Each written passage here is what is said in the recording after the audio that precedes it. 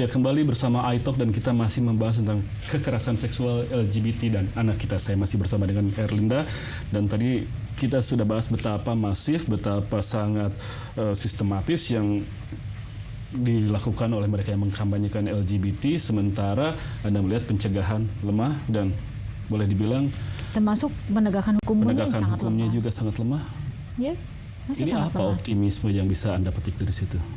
Optimisnya bahwa pada saat kita masih punya satu namanya kekuatan, keyakinan, dan suatu asa atau harapan, disitulah bisa. Jadi pesimis itu akan terbuang begitu saja, akan muncullah dengan satu optimis. Jadi dan sekarang mungkin pemerintah Anda minta untuk membuka semacam rehabilitasi buat ini yang menjadi satu kejutan ini rehabilitasi masih harus bayar sendiri kayaknya ya. Untuk sementara memang seperti itu, tapi tidak ada P2T P2A itu free charge dan kita bekerja sama juga dengan beberapa universitas yang mempunyai konseling. Kita subsidi silang. Jika untuk ekonomi sederhana itu free, tapi untuk ekonomi menengah atas itu bayar. Nah, itu ada subsidi silang semacam itu. Tapi tadi saya katakan bahwa saat ini kita ada surprise dari pemerintah. Apa surprise-nya? Pada waktu itu zaman SBY, Pak Presiden SBY memberikan kado terindah. Ada yang namanya Impres nomor 5 tahun 2014, Gerakan Nasional Anti Kejahatan Seksual Terhadap Anak. Dan tahun ini kita sangat apresiasi kepada Pak Jokowi beserta jajarannya. Kemarin kami juga pun sedang merancang satu gerakan nasional, rencana aksi nasional, Gerakan Nasional Perlindungan Anak, dan kemarin juga ada Gerakan Nasional Perlindungan Perempuan dan Anak. Gitu saja, walaupun ini sebagai baru sesuatu yang sangat indah, belum tahu nanti implementasinya, tapi paling tidak itu suatu percikan optimis dari pemerintah. Kita lebih seperti simbolik saja. Kami akan mengawal, tidak hanya itu suatu simbolik, seperti kemarin dari Kementerian PMK, Ibu Puan Maharani, mengundang para stakeholder, termasuk juga tokoh masyarakat, lintas masyarakat, dan di situ dikatakan bahwa LGBT adalah suatu ancaman, ancaman sosial dan ancaman bagi negara. Kalau itu dinyatakan sebagai ancaman dan cara terbaik mengatasinya adalah dengan mengenali betul ancaman itu. Yes, dan kita harus tahu. Sudah tahu belum sekarang? Berapa sih jumlah pasangan LGBT yang tinggal bersama? Saat ini memang kita sedang mendata ulang apakah data-data ini sesuai dengan seperti itu atau ada penggelembungan lagi data yang lain. Tapi kita kesampingan itu dulu. Yang pasti legitimate dari pemerintah sudah terlihat, sudah tampak terlihat dari beberapa lintas DPR, khususnya di Komisi 8. Semua fraksi hampir kurang lebih 90% itu menyatakan no LGBT jika mereka meminta sesuatu yang tidak sesuai dengan culture bangsa kita, moral bangsa kita dan sebagainya. Termasuk Menhan tadi baru merilis bahwa Menhan mengatakan kita menghadapi proxy war, atau say war dan sebagainya. Dan kami sangat setuju itu, sehingga kalaupun kita harus berperang, ya kita harus berperang tanpa harus mengecilkan mereka dan mendiskreditkan mereka. Ketika sudah dinyatakan secara bombastis bahwa ini adalah perang, proxy war, lalu kemudian juga ini adalah ancaman, kita tidak tahu juga ada berapa banyak benar-benar mereka yang LGBT tinggal serumah dan kita tidak tahu seperti apa perilakunya, sehingga kalau Anda katakan seharusnya ketika sudah didata lalu kemudian pemerintah mengawasi, membatasi hak-hak sosialnya yang lain sehingga bisa benar-benar nantinya bisa terselesaikan masalah. Tapi kan ini belum ketahuan. Sejujurnya data yang cukup kasar kita sudah punya di beberapa kementerian dan termasuk di KPI pun sendiri kita punya. Ada data itu walaupun masih kasar dan itu nanti kita bersama-sama untuk benar-benar apakah data ini sesuai dengan yang mungkin nggak pasangan LGBT itu kemudian juga mengadopsi anak? Ada. Saya katakan jadi Anda bayangkan akan seperti apa nanti?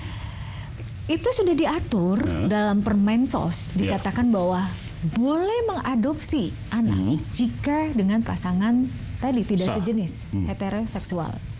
Dan minimal dia sudah pernah menikah. Ada banyak sekali kriteria-kriteria, tapi orang-orang ini adalah orang-orang yang nakal. Mungkin masih ingat kasus si cantik Angelin?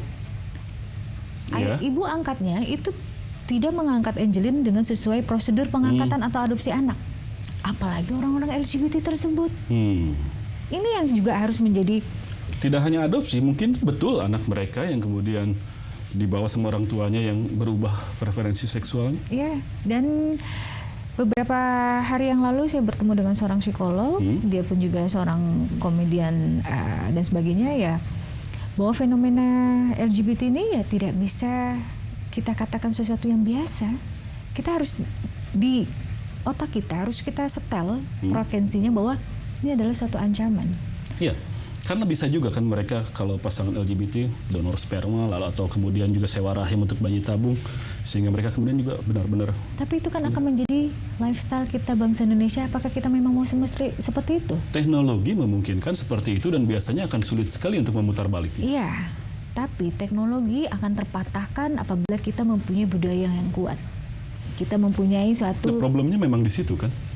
Karena memang ada oknum-oknum yang sengaja agar moral bangsa kita, budaya bangsa kita ini tidak seperti yang kita pegang anut saat ini. Lalu anak-anak yang tadi kita bahas, yang diadopsi, kemudian betul itu merupakan anak dari pasangan itu tadi, sudah terdatakah? Yang pasti terdata dengan jelas itu kita masih, dan inilah kejelekan di bangsa kita, data itu sampai hari ini pun data yang namanya terintegrated, tersinkronisasi itu masih belum. Data-data kita itu masih parsial, kementerian ini, lembaga ini, dan segala macam. Harusnya kami dari kemarin, di tahun 2014, kami sudah mengatakan kepada pemerintah, kepada DPR, harus ada database yang terintegrasi sehingga kita jelas. BPS sudah sangat bagus BPS, tapi data tentang pelanggaran terhadap hak anak, data tentang siapa saja pelaku dari tindakan-tindakan kejahatan, ya kejahatan apapun, karena human trafficking juga sangat tinggi, sehingga kita bisa memapping kira-kira daerah mana yang kita harus intervensi dengan suatu treatment, daerah mana yang mungkin banyak sekali komunitas LGBT-nya, jadi kita tahu apa yang kita mau lakukan, sehingga kita tidak datang pada satu lingkungan dan kita sama sekali buta. Dan seperti orang yang... Dan seperti itu yang teralami sekarang. Beberapa waktu lalu seperti itu, namun sekarang sedikit ada strategi. Lalu bagaimana peran keluarga di sana? Yes, sekali lagi saya katakan tadi di awal, peran keluarga kita itu adalah sangat minim.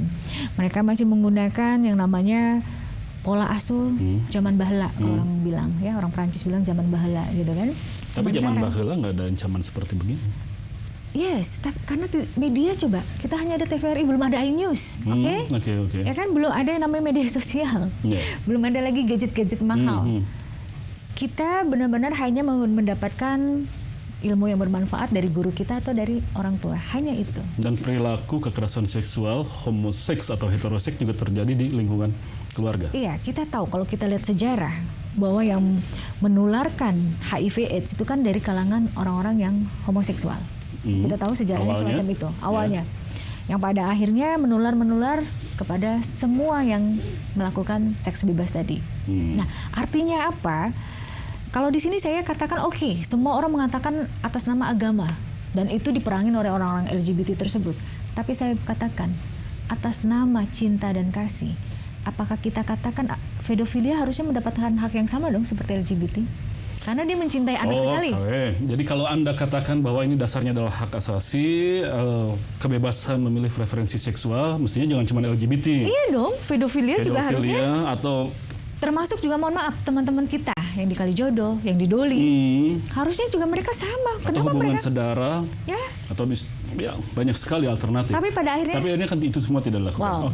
Nah, ini yang harus kita. Tapi ingin saya tanyakan, tegaskan lagi, bagaimana Anda meyakinkan bahwa keluarga bisa masih menjadi sebuah lembaga yang paling aman jika ini terbukti bahwa masih banyak juga perilaku atau kekerasan itu terjadi di lingkungan keluarga dilakukan oleh sebenarnya orang terdekatnya. Tuhan telah menciptakan suatu keseimbangan yang sangat luar biasa. Kita kalau balik lagi, kita tahu Mas Hardi nggak mungkin dong tiba-tiba besar seperti ini. Dulunya baby yang imut sekali, ya kan, lucu dan sebagainya. Orang tua sebegitu bahagianya menyusui, ada bonding. Pada saat menyusui di sini jantung berdetak, anak bayi itu bahagia sekali, ya kan. Di situ ada satu ikatan yang Tuhan katakan inilah bagian cinta yang sejati, yang benar-benar tulus. Nah, artinya apa? Kembali ke keluarga.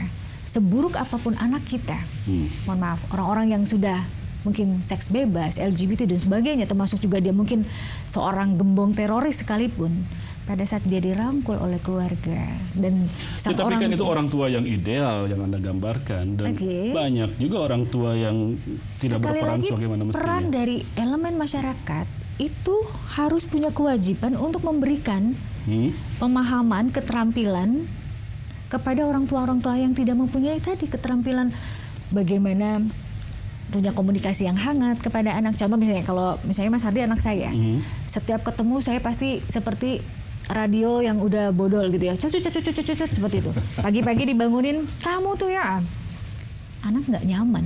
Tapi pada saat orang tua memahami bahwa usia anak harus seperti ini, karena secara ilmu psikologi, nah sayangnya kan banyak orang tua kita, jangan ke orang tua kita, guru-guru kita tentang Tapi ilmu Anda psikologi dapatkan anaknya. kasus bahwa terjadi juga hal-hal kekerasan seksual di lingkungan keluarga ini? Sangat banyak. Incest itu lebih dari 40% kasus kejahatan seksual itu adalah incest. Kita tahun 2013 seorang anak RI ya ternyata itu harus meregang nyawa karena akibat dari ayah kandungnya sendiri ternyata. Dan ternyata sang anak pun juga mendapatkan HIV/AIDS. Atau baru kemarin anak sebegitu cantiknya, dia punya masa depan yang hebat, tapi hanya sang ibu, ini ibu kandung, entah kenapa rela untuk menjual anak yang disayanginya sendiri. Nah, hal-hal semacam ini kan adalah lingkungan di kita. Apa penyebabnya, bagaimana?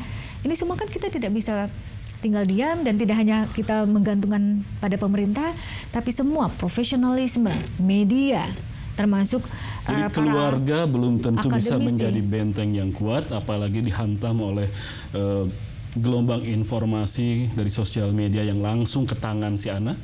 Lalu kemudian juga lembaga pendidikan juga belum tentu. Kita lihat beberapa waktu lalu terjadi di sebuah sekolah elit di Jakarta. Betul.